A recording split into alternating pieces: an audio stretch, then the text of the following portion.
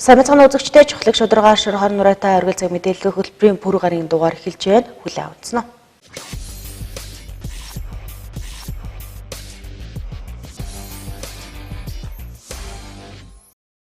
Аймгийн хөдөлмөр халамж үйлчлэгээний газраас жил болгон бизнес эрхлэгч болон иргэдэд зориулан төсөл хөтөлбөрүүдээр дамжуулан буцалтгүй болон эргэн төлөлтийн журмаар зээл олгодог. Энэ жил нийт 6 хөтөлбөр дээр төсөл хөтөлбөрүүдийг авч байна. Энэ онд 6 хөтөлбөр хэрэгжиж байгаагаас хөгжлийн бэрхшээлтэй иргэдэд зориулсан ажлын байрыг дэмжих хөтөлбөрт өөрчлөлт оржээ. 2019 онд иргэнд 5 сая төгрөг олгодог. За эргэн төлөлтийг 100% төлөвлөдөг байсан бол энэ жилээс 1-ээс 5 сая төгрөгийг 50% хөнгөлөлтөөр 50%-г нь буцалтгүй олгохоор болсон байна. 6 хөтөлбөр дотор ажлын байрыг дэмжих хөтөлбөр. За энэ 35-аас дээш насны бичил бизнес эрхлэгч үйлдвэрлэлийн үйлчилгээ эрхлэгчдэд зориулж болгодог. За энэ 5 сая төгрөг хүртэл санхүүгийн нэмжлэг нь за 100% эргэн төлөлттэйгээр хөөгүй барьцаагүйгээр олгодог. За энэ ажлын байрыг дэмжих хөтөлбөр дотроо санхүүгийн дэмжлэгээс гадна нийтийг хамарсан ажил, зохион байгуулалттай ажил, үндэсний ногоон тарилтгийн 6 арга хэмжээ давхар явагддаг байгаа. За энэ нь бол тухай бүрдээ явагдана. Яг одоогийн байдлаар бол санхүүгийн дэмжлэг маань 3 сарын 6-наас 3 сарын 16-ны хооронд материал авахар одоо зарлагдаад нийтэд олон нийтэд зарлагдаад манай сайт болон телевизүүд дээр зарлагдаад явж байгаа. За мөн хөгжлийн бэрхшээлтэй энэ ажлын байрыг дэмжих хөтөлбөр маань мөн 3 сарын 6-наас 16-ны хооронд бас багийнхаа хөдөлмөр халамж үйлчлэгээний газрын хөдөлмөр эрхлэлт халамжийн асуудал харилцсан мэрэгчлэлтэн маань хүлээж авч байгаа 3 сарын 6-наас 16-ны хооронд ажлын байрыг дэмжих хөтөлбөр, хөгжлийн бэрхшээлтэй иргэнийг дэмжих хөтөлбөр 2. За мөн ахмад мэргэжлийн зөвлөх үйлчилгээ. Энэ маань бас санхүүгийн дэмжлэг нь 3 сая хүртэл байдаг. За 3 сая хүртэл 24 сарын хугацаатаагаар ахмад мэргэжилтэнд бас олгодог. 3 дугаар сарын 6-наас 16-ны хооронд хөгжлийн бэрхшээлтэй иргэн зориулсан ажлын байрыг дэмжих хөтөлбөр, ахмад мэргэжилтэнд зөвлөх үйлчилгээ болон ажлын байрыг дэмжих хөтөлбөрүүдийн материалыг багууд дээр байрлах хөдөлмөр халамж үйлчилгээний хилцээ мэргэжилтэнгүүд дээр хүлээн авч байна.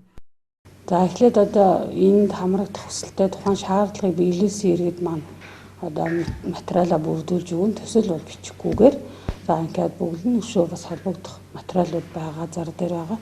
Тэрийгэ бүрдүүлж очоод за ингээд ихний ээлжинд манай хөдөлмөр эрхлэлт халамжийн асуудал хариуцсан мэргэжилтэн маань аваад за ингээд багийн зохион байгуулагч 16-ны хүртэл аваад 16-наас хойш багийн зохион байгуулагч, багийн засаг дарга, нийгмийн ажилтан амжиргаа дэмжих зөвлөлтөд хамтраад ингээд ирсэн төслүүдэд бас шалгаруулалт хийн, зонгон шалгаруулалт хийж ажил газар дээр нь үзээд эцсийн байдлаар манай дээр 2-3 төслийг баг болгоноос ч гэдэг ингээд 2 төслийг аваад энэ төслийн дахиж манай дээр хилэлцээд ингээд эцсийн бариантаар одоо олгохоор ийм төлөвлөгөөтэй ажиллаж байгаа. Хөтөлбөрүүдээр дамжуулан олгосон зээлүүдийн эргэн төлөлтүүдийн хувьд 2016, 2017, 2018 онуудын эргэн төлөлт хангалтгүй байгаа бөгөөд 20 гаруй төслийн эргэн төлөлт төлөгдөөгүй шүүхийн шатанд явагдаж байгааг гэлээ. Өмнөх жилүүдийн эргэн төлөлт хангалтгүй байгаа учраас энэ жилийн санхүүжилтийн хэмжээг багаар олгодож байгаа юм а. Худалдаа үйлчилгээ болон сайхны чиглэлээр үйл ажиллагаа явуулдаг иргэд бизнес эрхлэгчдэд энэ жил зээл олохгүй, учир нь эдгээр бизнес эрхлэгчид болон иргэдийн эргэн төлөлт хангалтгүй байгаа учраас олохгүй болсон байна. Эрдэнэт хотын хэмжээ 40 гаруй зарлалын самбар байдаг бөгөөд гэрээний хугацаа дууссан 11 самбарыг Эрдэнэт төлдөр төрөөмжт үйлдвэрийн газартай хамтран буулгах ажлыг хийж газрыг чөлөөлжээ. Аймгийн засаг даргын А525 дугаар захирамжийн хүрээнд гэрээний хугацаа дууссан 11 зарлалын самбарыг буулгаад байна. Эрдэнэт хотын хэмжээнд зөвшөөрөлтөй 25 иргэн аж ахуйн нэгжийн 30 ширхэг самбар байдаг бөгөөд төрийн 11 байгууллагын 10 самбарт үйл ажиллагаа сурчлах зорилгоор ашигладаг байна. Хотын өнгө үзмжинд сөргөөр нөлөөлч буй ашиглалтын гэрээ дуусгар болсон ашиглалтын шаардлага хангахгүй зар сурчлагын самбаруудыг илрүүлэн буулгах ажил 2019 онд хийгдсэн байна. Гадна зар сурчлагын самбарыг ерөнхийдөө хүсэлтээ манай албанд гаргаад гадна зар сурчлагын самбарын зөвшөөрлийг газрын харилцаа барилга хот байгуулалтын газраас байршлыг төлөвлөөд хотын техникийн зөвлөлөөр хэлэлцүүлэн шийдвэрийг үндэслээд байршлын схем гаргаад газар ашигласны төлбөр гэрээний төслийг олохоор манад байгуулдаг байгаа. 2018 онд бас үзлэг шалгалт хийгээд ерөнхийдөө 185 ширхэг самбарыг буулгасан байдаг. Жижиг. Энэ 19 онд буулгасан 11 самбар бол ерөнхийдөө оврох хэмжээ ихтэй том толгууртай том асар техник тохиромж шаардагдсан тийм том самбарууд нь үлдсэн байна.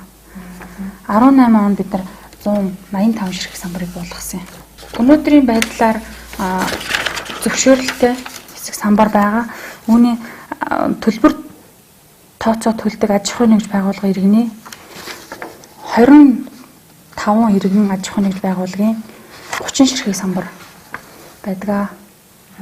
Өнгө үзэмж талаас гэрэндэд угаас тодорхой тусгаад өгсөн байгаа ашиглалтыг ингэж ашиглана гэдэг тодорхой тусгацсан байдаг.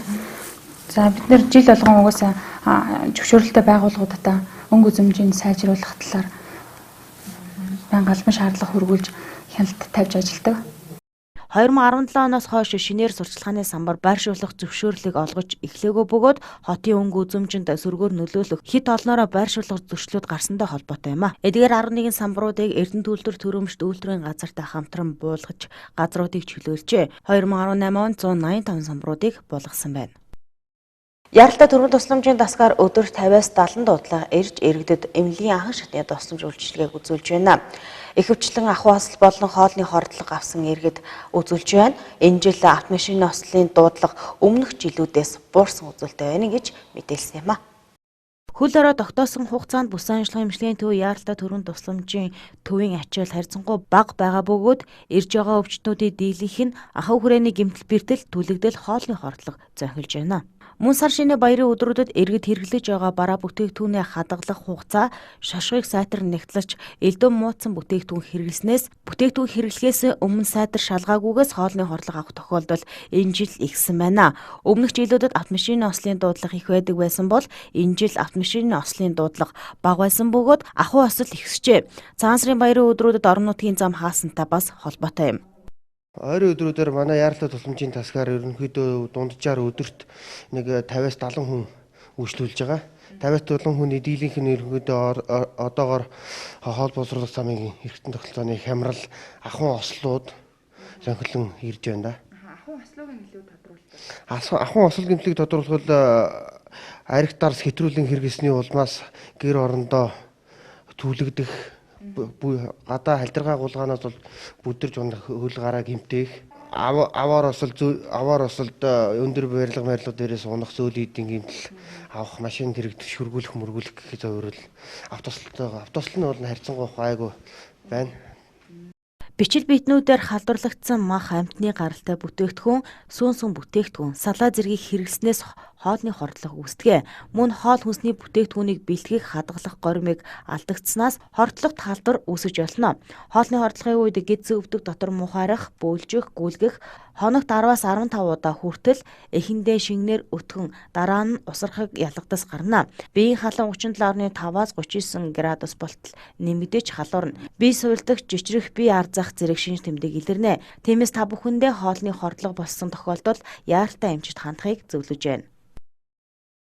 Пүрэв гарагт өнөссөн үйл явдлын мэдээллийг та бүхэндээ оргил цаг мэдээллийн хөтөлбөрөөр дамжуулан хүргэлээ. Оргил цаг мэдээллийн хөтөлбөрийг даваагаас баасан гарагийн 18 цаг 21 цагуудаас хүлээн авчиж байгаарай. Оргил цаг мэдээллийн хөтөлбөрийн төгсгөлд өнөөдрийн 20 цагаас маргааш 20 цаг хүртэлх хоногийн цаг гараа мэдээг хүлээн аваарай.